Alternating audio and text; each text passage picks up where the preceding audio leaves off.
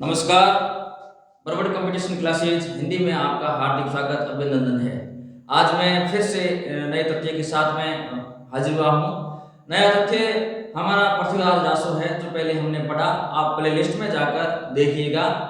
पृथ्वीराज रासो के प्रमाणिकता, अप्रमाणिकता, अप्रमाणिकता के बारे में विद्वानों के जो मत है वो हमने पढ़े हैं। रासो साहित्य के बारे में पढ़े, रासो पर्वतिया भी पढ़ी।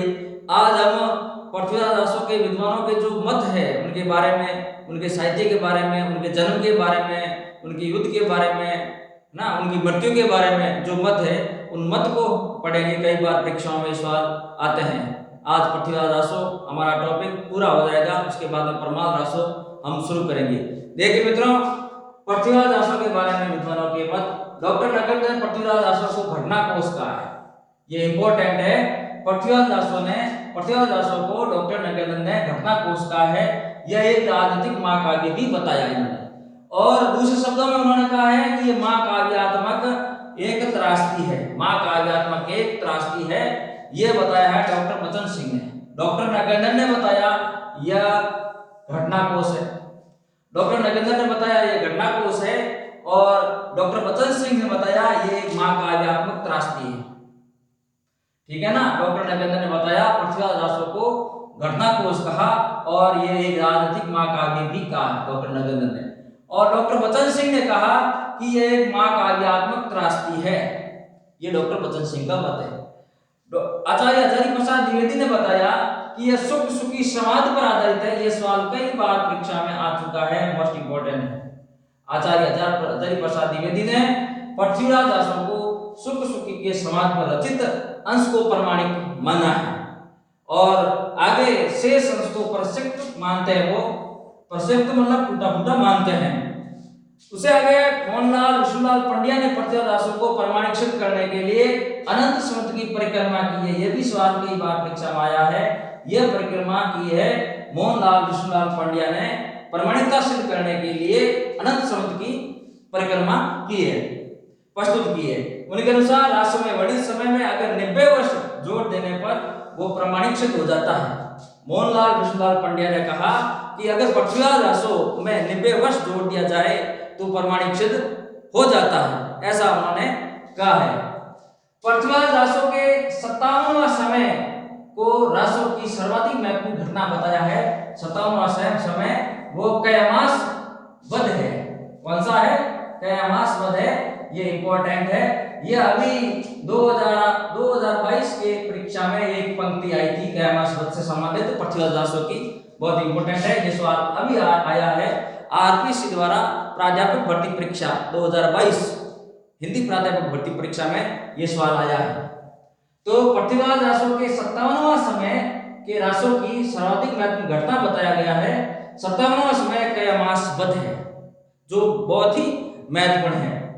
पृथ्वीराज रासो का उत्तरार्ध चंद के पुत्र जलहन द्वारा रचित माना जाता है। पूर्व भाग तो पृथ्वीराज रासो को चंद्रबादाई ने खुद ने लिखा, और उत्तरार्ध भाग उनके पुत्र जलहन का लिखा हुआ मानते हैं। ऐसी एक पंक्ति इसमें आई हुई है रासो साहित्य में। पुस्तक जलहन दे हाथ दे गए गंध निरप राजा के काज के लिए चंद्रबरदाई राजा के साथ चले गए। पृथ्वीराज चौहान के साथ चले गए। जब गोरी यहाँ से लेके गया था उनके साथ चले गए, तो पुस्तक अपने पुत्र को दी। पुत्र ने उत्तरार्ध भाग पूरा किया, ऐसा रासो में बताया गया है। पृथ्वीराज रासो को अप्रमाणिक मानने के प्रमुख कारण देखिए। माता का नाम कपूरी बताया जा रहा है। पृथ्वीराज रासो में माता का नाम कपूरी बताया जा रहा है, लेकिन रासो में कमला बताया जा रहा है। यह बेमेल है। पृथ्वीराज रासो में पृथ्वीराज की माता का नाम कर्पूरी बताया जा रहा है। इतिहास में कर्पूरी बताया जा रहा है। इतिहास अगर उठाकर देखें तो पृथ्वीराज की माता का नाम कर्पूरी है, लेकिन पृथ्वीराज रासो में कमला नाम लिखा हुआ है, इसलिए ये असंगत है। दूसरा, पृथ्वीराज रासो में परमार चालुक्य चौहान अग्निवंशी बताए गए हैं, लेकिन बाद में सूर्यवंशी प्रमाणित हुए। रासो में तो यह बताया गया है कि परमार चालुक्य चौहान अग्निवंशी है, और बाद में इनको सूर्यवंशी बताया गया, इसलिए बेमेल है। और रासो पृथ्वीराज के 14 विवाहों का वर्णन है। रासो साहित्य में, पृथ्वीराज रासो साहित्य में पृथ्वीराज चौहान के 14 विवाहों का जो वर्णन किया गया कि पृथ्वीराज चौहान ने 14 विवाह किए, ठीक है। लेकिन ये 14 विवाह उनके जीवन से मेल नहीं खाते हैं। जो 14 विवाह किए थे उनके जीवन से मेल खाते ही नहीं है, इसलिए अप्रामाणिक माना गया। फिर पृथ्वीराज के हाथों से गौरी की मृत्यु इतिहास संगत नहीं है, इतिहास में है ही नहीं ऐसा। अगर इतिहास ग्रंथ उठाकर देखा जाए तो पृथ्वीराज के द्वारा गौरी की हत्या नहीं बताई गई है, लेकिन पृथ्वीराज रासो में यह बताया गया है कि गौरी की हत्या पृथ्वीराज के हाथों से हुई, यह असंगत है। और आगे पृथ्वीराज द्वारा सोमेश्वर का वध इतिहास संगत नहीं है। पृथ्वीराज के द्वारा राजा सोमेश्वर की हत्या की गई, उनको मारा गया, यह भी इतिहास संगत नहीं है, ठीक है ना। इन कारणों से पृथ्वीराज रासो को अप्रामाणिक विद्वानों ने माना है कि अप्रामाणिक है। अगर परीक्षा में आ जाए कि पृथ्वीराज रासो अप्रामाणिक मानने के पीछे क्या कारण है, इनमें से 4 कारण कोई दे, 3 कारण दे, 1 नहीं दे, ठीक है ना। तो ये कारण है, माता का नाम कपूरी है और उसका कमला बताया गया। रासो में परमाचार्य विद्वान अग्निवंशी बताए, लेकिन बाद में सूर्यवंशी हुए। और 14 विवाह का वर्णन किया गया, इतिहास से मेल नहीं खाता। और गौरी की जो हत्या है, मृत्यु है, पृथ्वीराज चौहान के हाथों से हुई, ऐसा बताया जा रहा, पर इतिहास ग्रंथों में ऐसा है नहीं। इस कारण इनको अप्रामाणिक माना गया। थोड़ा और है, देख लीजिए मित्रों, इस चैनल को आप ज्यादा से ज्यादा शेयर करें, लाइक करें, सब्सक्राइब करें, कमेंट करें, मैं आपका आभारी रहूंगा। और जब भी इस चैनल को आप देखते हैं, पढ़ते हैं, तो जरूर पेन और कॉपी लेकर जरूर बैठिएगा, क्योंकि लिखने से आपकी थोड़ी सहूलियत रहेगी, आपको आसानी से याद रहेगा। और चैनल को जरूर सब्सक्राइब करें, बेल आइकन को प्रेस करना बिल्कुल नहीं भूलें। चर्चित पंक्तियां हैं रासो साहित्य के बारे में, देखिए पंक्तियां हैं। पहली पंक्ति की मैं बात करूं, मनहु कला, मनहु कला शशिभान, मनहु कला शशिभान, कला 1600 बनिए, कला 1600 बनिए। यह पंक्ति कई बार परीक्षा में आती है, ठीक है ना। किससे संबंधित है? यह संयोगिता वर्णन से, विवाह से है, संयोगिता से है, संयोगिता वर्णन से लिया गया है। पृथ्वीराज रासो में जो संयोगिता है ना, उनसे जो विवाह किया, उनसे संबंधित है। मनहूस कला शशिभान, कला 1600 बनिए, संयोगिता के नक्श के सौंदर्य वर्णन के बारे में ये पंक्ति दी गई है। उसे आगे दूसरी पंक्ति प्रसिद्ध है इनकी, गजीय घोर निशान, गजीय घोर निशान, गजीय घोर निशान, राजा चौहान चौदिस, राजा चौहान चहुदिस। यह भी पंक्ति उनके युद्ध के बारे में बताई गई है। पृथ्वीराज चौहान के युद्ध करते हैं ना, जो ढोल नगाड़े बजते हैं, उनके बारे में ये पंक्ति दी गई है। इनको विकसनशील महाकाव्य की श्रेणी में रखा गया। पृथ्वीराज रासो को विकसनशील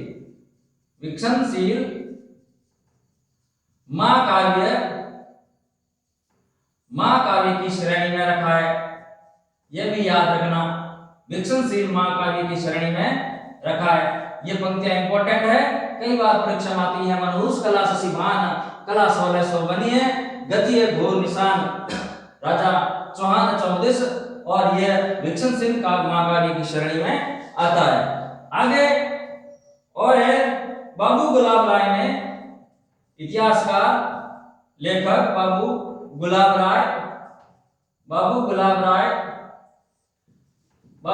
राय ने इस ग्रंथ को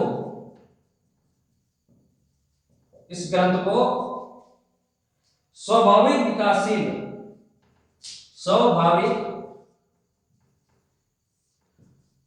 विकासशील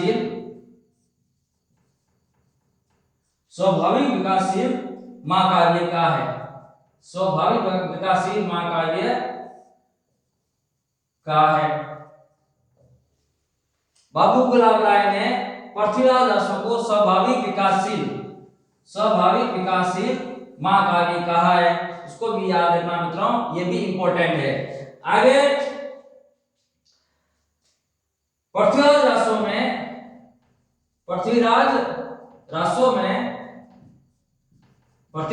में 12वीं शताब्दी की भाषा 12वीं शताब्दी की भाषा संयुक्ताक्षर में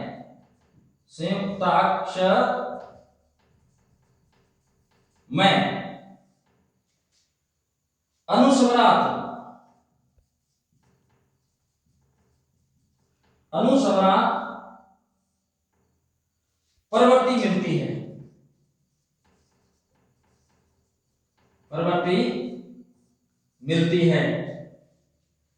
जिससे यह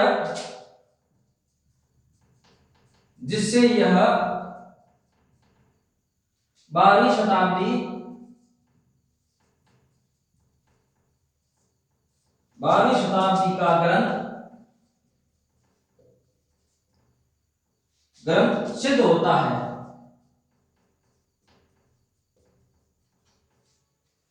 पृथ्वीराज रासो में 12वीं शताब्दी की भाषा संयुक्ताक्षर में अनुस्वारात प्रवृत्ति मिलती है।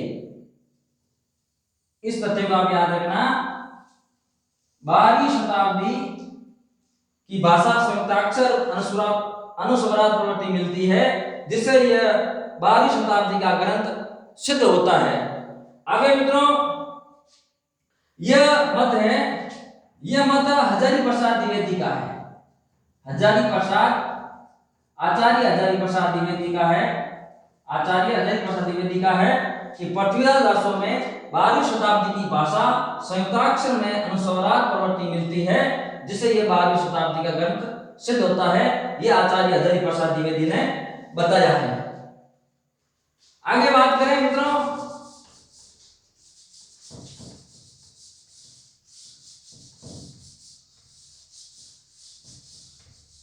आज आपका पृथ्वीराज रासो पूरा हो गया। कल नए तथ्य के रूप में चर्चा करेंगे। नया तथ्य होगा परमाल रासो। एक और पंक्ति है, रासो न तो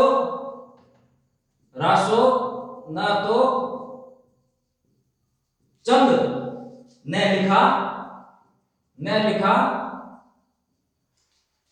और न ही पृथ्वीराज के समय की इसकी रचना हुई। न ही पृथ्वीराज के समय में इसकी रचना हुई। यह मत बताया गया है कवि राजा श्यामल दास ने बताया कि रासो न तो चंद ने लिखा और न पृथ्वीराज के समय में इसकी रचना हुई। यह मत है कवि राजा श्यामल दास का मत है। यह भी इंपॉर्टेंट है मित्रों, इसको भी याद रखेगा।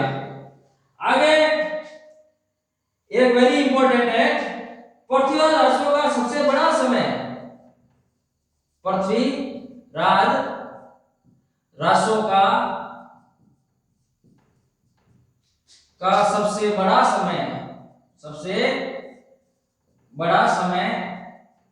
समय आप अध्याय मानते हो, बड़ा अध्याय 61वां है।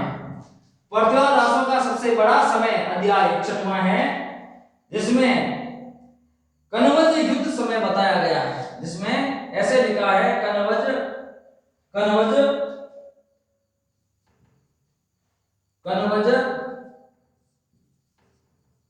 युद्ध समय, यह 61वां है और सबसे बड़ा समय है। 61वां है और सबसे बड़ा समय है, नाम है कनवज युद्ध। पृथ्वीराज रासो में जो सबसे बड़ा समय है वो कनवज युद्ध समय है, वो 61वां समय है, अध्याय 61वां अध्याय है, याद रखना। और एक और समय है, वो है पृथ्वीराज रासो का अंतिम समय। पृथ्वीराज रासो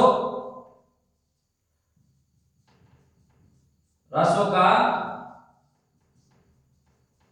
अंतिम समय।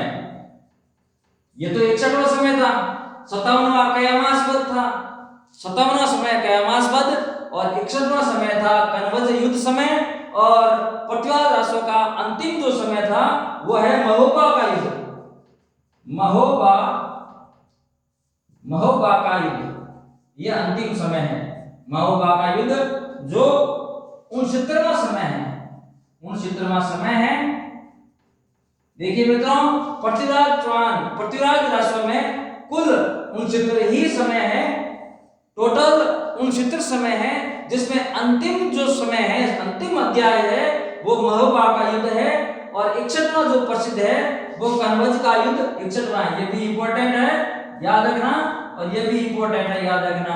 और 57वां आपको मैंने अभी आप बताया था, 57वां समय है वो है कयामासवध। ये 3 समय आप नोट कर लेना, कई बार परीक्षाओं में पूछा जाता है, किसी न किसी एक का पूछ लिया जाता है। 57वां समय है कयामासवध और 61वां समय है कनवज युद्ध समय, और अंतिम जो समय है वो 69वां समय है महोबा का युद्ध। और कुल समय इसमें, कुल समय पृथ्वीराज रासो में कुल समय 69 है। ये भी इंपॉर्टेंट है। और अभी मैंने जो पृथ्वीराज चौहान का जो रासो है चंद्रबरदाई ने लिखा, उसका उत्तरार्ध भाग चंद्रबरदाई के पुत्र ने पूरा किया। ऐसा भी अभी एक पंक्ति को मैंने अभी आपके सामने पेश किया था। देखिए मित्रों, आज पृथ्वीराज रासो हमारा पूरा हुआ, पृथ्वीराज रासो पूरा हुआ। कल से नए तथ्य के रूप में परमाणु रासो के बारे में चर्चा करेंगे। रासो प्रवृत्तियां अभी चल रही है, आदिकाल की रासो प्रवृत्तियां चल रही है, रासो साहित्य चल रहे हैं। पृथ्वीराज रासो को हमने पूरा कर लिया विधिवत तरीके से, तथ्य सहित। कहीं भी किसी भी एंगल से कोई सवाल पृथ्वीराज रासो का बार नहीं रहने वाला है। कोई भी अगर किसी भी एग्जाम में हिंदी का पेपर हो और पृथ्वीराज रासो के बारे में अगर सवाल पूछा जाए, प्रश्न किया जाए, तो मेरे इन 2-3 वीडियो है पृथ्वीराज रासो के बारे में, उनमें से एक भी सवाल बाहर नहीं जाएगा, ये मेरा वादा है। नमस्कार मित्रों, आज इतना ही। कल फिर से नए तथ्य के साथ हाजिर होऊंगा। तब तक मुझे इजाजत दीजिए। मेरे इस चैनल को लाइक करो, शेयर करो, कमेंट करो। मैं आपका अति आभारी रहूंगा। धन्यवाद।